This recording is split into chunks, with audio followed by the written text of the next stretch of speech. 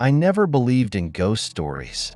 Not until I spent a few terrifying nights in Blackridge prison, an old facility in the English countryside that has stood for more than 2 centuries. It used to be home to the most dangerous criminals, a place of merciless executions, and a silent witness to sufferings that are hard to imagine. I am an investigative journalist. My name is Ethan Moore. My job is to investigate the mystical stories that circulate in society and see if there is any truth behind them. However, I am not the type of person who is easily convinced. Logic is my weapon, and I have always believed that every scary event can be explained by science. When I was assigned to spend a week in Blackridge prison, I thought of it as just another job. The locals warned me not to go into Block E, especially cell 47, which is said to still be inhabited by a prisoner who was supposed to have died more than 100 years ago. I just laughed and dismissed it as nonsense. But that first night in the prison changed everything. Blackridge had long since been closed, and few people still dared to enter. I had special permission to stay there, with only one old guard named Arthur on duty outside the main building. As night fell, I sat in the middle of the dusty guard room, dimly lit by emergency lights. In the distance, I heard footsteps in the hallway of Block E. I lifted my head, listening intently. There was no one there but me, so who was walking through the empty cells? My heart began to beat faster. I grabbed a flashlight and walked toward the sound. Each step echoed off the cold stone walls. When I reached the end of the hallway of Block E, I saw something that made my blood run cold. The door to cell 47 was slightly ajar, swaying slowly, as if someone had just entered or exited. I swallowed. It must have been the wind, I thought. But when I looked inside the cell, I knew I had made a terrible mistake. Someone was standing inside. His face was unclear, but I could feel his eyes staring directly at me. The air around me suddenly became heavy, as if gravity had increased tenfold. I wanted to scream, wanted to turn and run, but my body froze. Then, the cell door slammed shut on its own. I jerked back, dropping my flashlight. In the near total darkness, I heard breathing, heavy breathing that wasn't mine. I had to get out of here.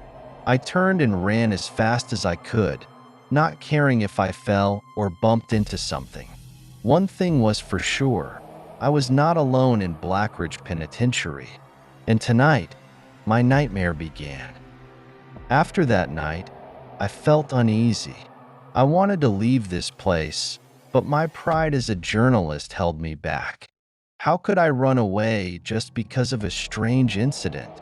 I convinced myself that everything that happened was just the result of suggestion. This old prison was full of stories, and I might have been influenced. However, the second night brought something I couldn't ignore. I spent the day exploring the prison, writing down every detail and taking photos for documentation. The building was truly creepy. The mossy stone walls, rusty iron bars, and the pungent smell of damp made every corner feel like a trap. Block E remained the center of my attention, even though I felt reluctant to approach it. As the sun set and darkness crept in, I returned to the guard room. The night before, I had heard footsteps in the hallway, but this time the sound came earlier, the tapping of heavy boots on the cold stone floor. I froze. The footsteps moved slowly, getting closer to the guard room. I turned on my flashlight and stood, trying to prepare myself for whatever was about to happen. But when the footsteps stopped right in front of the door, I saw nothing. A cold air enveloped the room. "Who's there?" I asked, trying to hide the tremor in my voice. There was no answer. But then, I heard something far more sinister. The sound of heavy breathing, like someone standing right in front of the door. I opened the door quickly, my flashlight sweeping down the hallway. No one was there.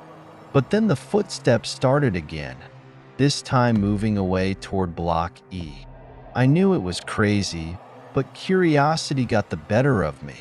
I followed the sound, carefully making my way down the dark hallway. Each step felt heavy, and the air around me grew colder. When I reached cell 47, the footsteps stopped. I held my breath, feeling the coldness pierce my bones. With shaking hands, I shone the light into the cell. There was nothing there, just an empty room with graffitied walls and worn iron bars. I decided to go back to the guard room, but as I turned around, I saw something out of the corner of my eye. A shadow of someone standing at the end of the hall, staring at me. When I shone the light on the place, the shadow disappeared. But before I could feel relieved, the footsteps came again, behind me. I ran as fast as I could, leaving Block E. That night, I didn't sleep at all, just sitting in the corner with my flashlight on and my heart pounding. It began to dawn on me. This prison wasn't just an old building. Something was living here, and I had caught its attention. I didn't sleep all night. The sound of footsteps disappearing and reappearing kept haunting my mind. I began to think that I had made a big mistake by staying here. However, as a journalist, I had to endure. I convinced myself that this was all just an illusion, perhaps the effects of fatigue and stress. I decided to turn on my voice recorder and place it on the desk in the guard room, hoping to catch something that would prove that these were just the natural sounds of an old building. But what I heard in the morning almost made me lose my mind. When I played the recording, at first I could only hear my own breathing and the faint tinkling of the flickering lights. But around 3:12 a.m., something that made my blood run cold. A faint whisper amidst the silence. I turned up the volume. The voice was no ordinary whisper. It was someone speaking directly into the microphone, right next to me. I felt the hairs on the back of my neck stand on end as I heard the words, "You shouldn't be here." My heart skipped a beat. I immediately stopped the recording and looked around the room. There was no one there, but the air felt colder than before, as if something was watching me. I turned the recorder back on, listening further. After the whisper, there was a pause of a few seconds before another sound came. The sound of fingernails scraping against the wooden table. I quickly looked down at the table where I had placed the recorder the night before. There were long scratches on the surface, as if something had clawed at the wood. I was starting to lose control of my thoughts. This wasn't just a hallucination. This was real. Someone, or something, was really here. I decided to do something more daring. I grabbed a flashlight and went back to Block E, this time with a clear goal. I wanted to find out what really inhabited this prison. As I entered the corridor, the cold air enveloped me again. I walked slowly, my steps echoing off the cold stone walls. When I reached cell 47, I stopped. I took out the recorder and turned it back on. "Is anyone here?" I asked, my voice shaking slightly. There was no answer. I took a deep breath, then asked again, "Who's in cell 47? Silence. But just as I was about to turn off the recorder, something happened. The iron bars of the cell shook violently, as if someone from inside was trying to shake them. I froze in place. Suddenly, there was another whisper, this time clearer than before. "Look at me." I felt my heart almost stop. With shaking hands, I raised the flashlight and pointed it into the cell. And there he was. A man stood in the corner of the cell, his body as thin as a long decomposed corpse. His eyes were blank, his skin was pale blue, and his lips were twisted into a horrifying grin. I wanted to scream, wanted to run, but my body froze. The man stepped forward, slowly. The sound of his footsteps echoed in the silent cell. Then, in an instant, he was gone. I couldn't deny it any longer. There was something in this prison, and it was aware of me. I spent the rest of the day trying to find out more about Cell 47 and who had lived there. I contacted a local historian, an old man named Richard Holloway, who was very knowledgeable about the history of Blackridge Penitentiary. When I mentioned E Block and Cell 47, his voice turned tense. "Son, if you want to get out alive, stay out of that cell." I felt the hairs on the back of my neck stand on end. Who lived there? I asked. Richard paused for a moment before finally answering in a trembling voice. His name was Thomas Caldwell. He was executed in 1903, but there was something strange about his death. His body was never found. I swallowed. His body was never found? Richard continued. The guards at the time said his body disappeared from the cell, and since then, many other inmates have claimed to have seen him. Some of them were found dead with terrible expressions of terror on their faces. I shivered. I had seen it last night, or at least something that looked like it. I tried to ignore my fear and decided to go to the small bathroom in the guard room to wash my face. I stared at the cracked mirror above the sink, trying to calm myself.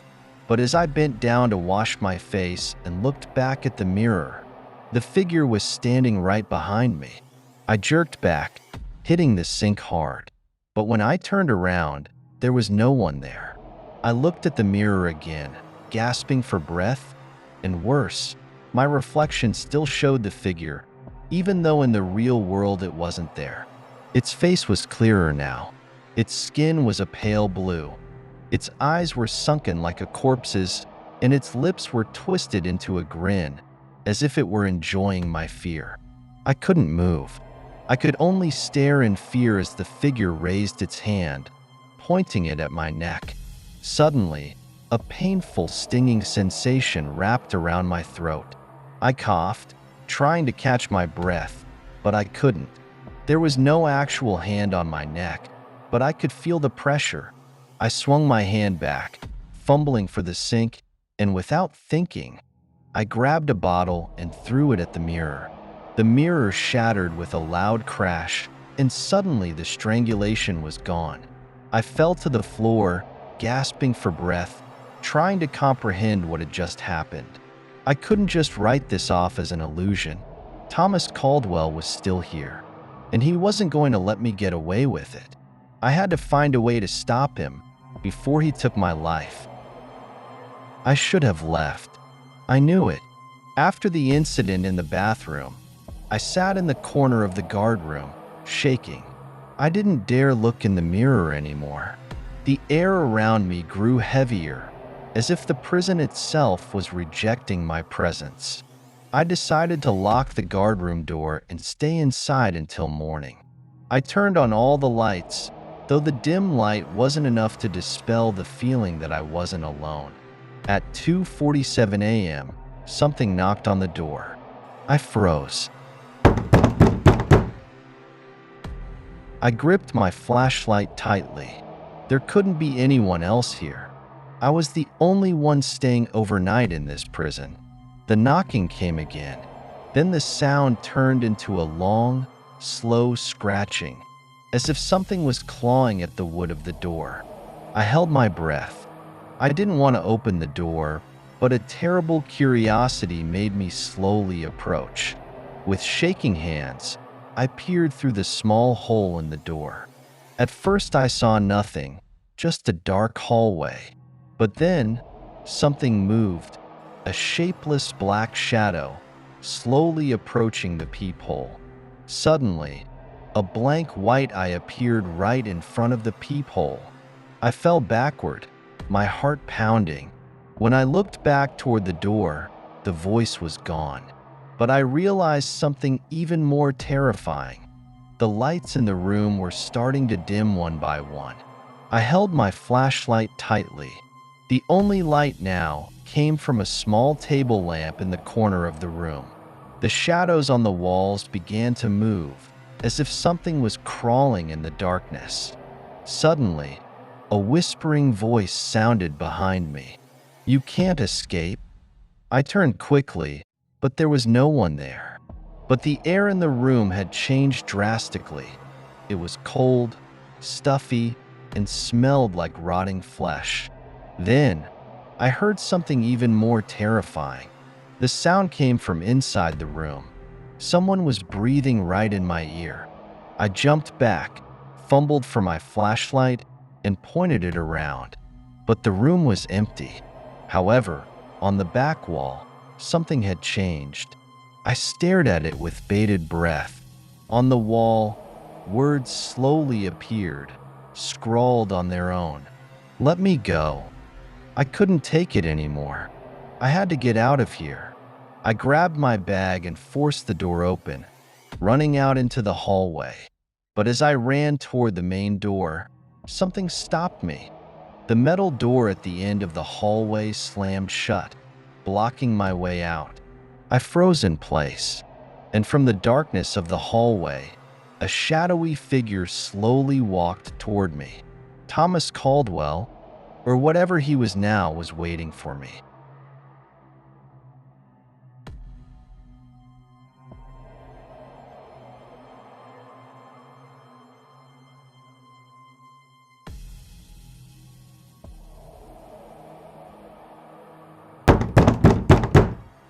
I tried to open the iron door with all my might, but it was no use.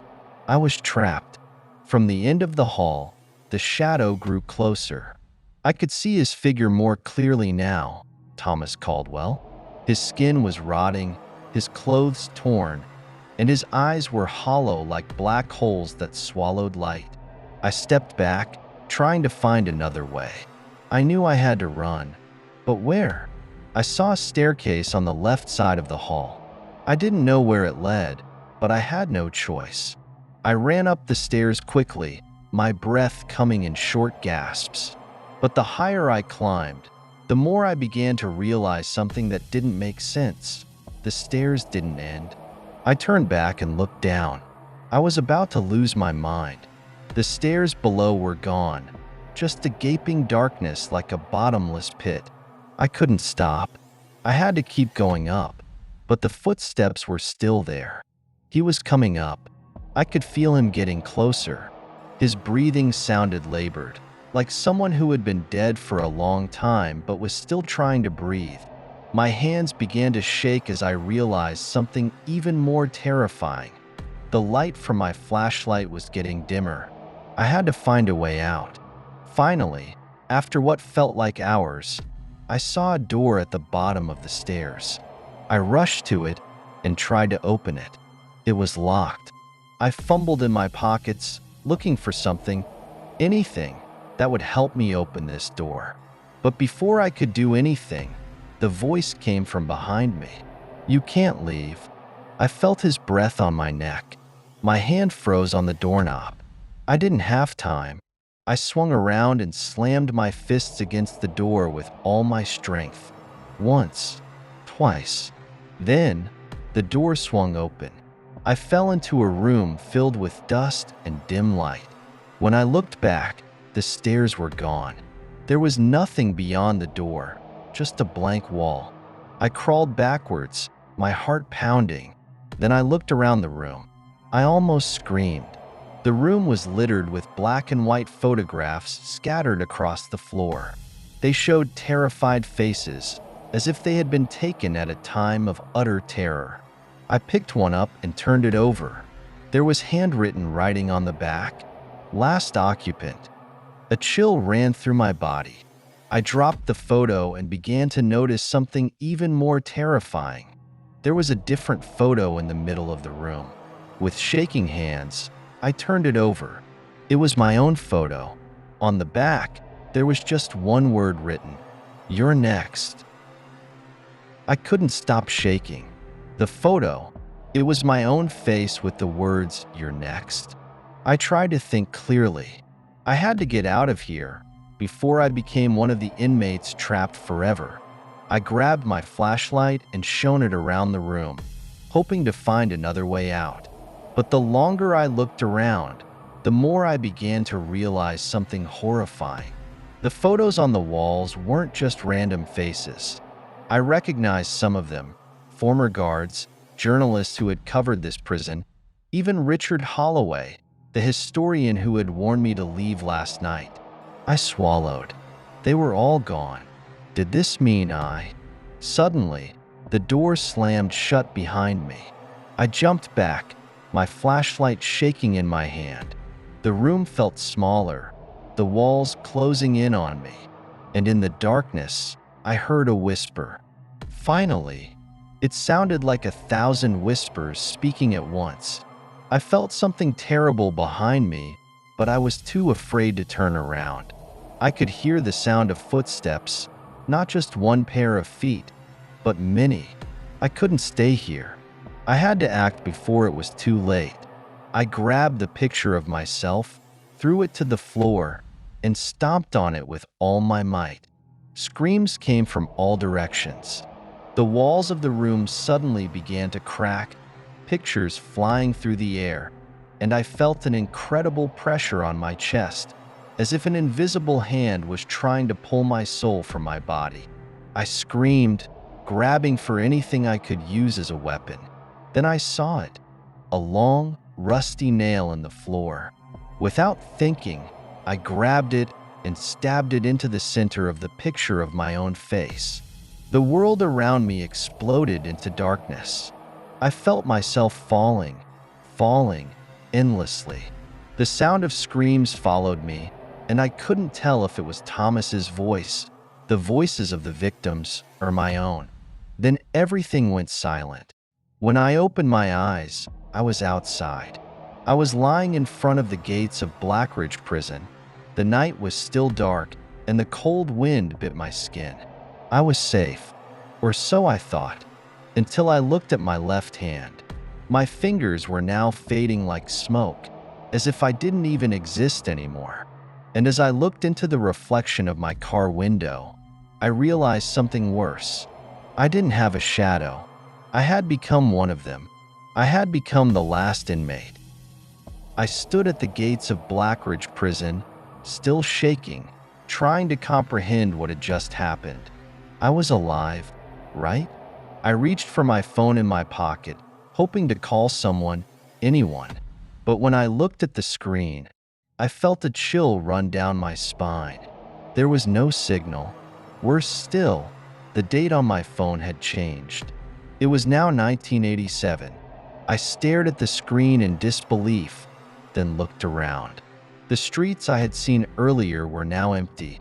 Old cars parked on the side of the road, and streetlights glowed a dim yellow light, like they were from another era.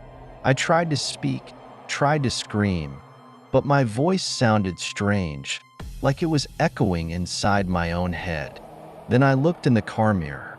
My face was still there, but my eyes were empty. I started walking aimlessly, hoping to find someone, hoping this was all just a bad dream. But the further I walked, the more I realized something. The people around me weren't looking at me. I stood in the middle of the sidewalk, watching someone walk toward me. I waved, trying to speak, but he just passed me by, like I was nothing more than a passing wind. I was no longer part of this world. I was a shadow. I was one of them now. I felt weak, my body shaking. Then I heard the voice again. "You are now the last resident." I turned, and across the street, under the dim streetlight, I saw a figure that was all too familiar. Thomas Caldwell. He smiled. A wide, unhuman smile. I tried to run, but I knew there was nowhere to go. I had become part of this curse. I was a cell that could never leave.